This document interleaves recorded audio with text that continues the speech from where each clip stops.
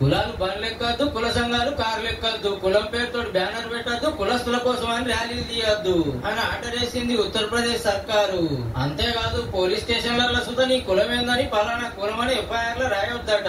మొన్న కేసు విచారణలో కులం పేరు తెచ్చటలో కోర్టు ఘనమైనందుకు గవర్నమెంట్ ఈ నిర్ణయం చేసింది అన్నట్టు. జాటు, క్షత్రియ, యాదవ్, బ్రాహ్మణ్, దళిత, రాజ్పూత్, ఆ కులం ఈ కులం అని బండ్లు కార్ల మీద రాసుకొని తిరుగుతున్నారట చాలా మంది. నా బండి నా కులం నా ఇష్టం అని రాసుకుంటే బరాబర్ పట్టుకుంటారట, బాజాబ్తో ఫైన్లు గీస్తారట.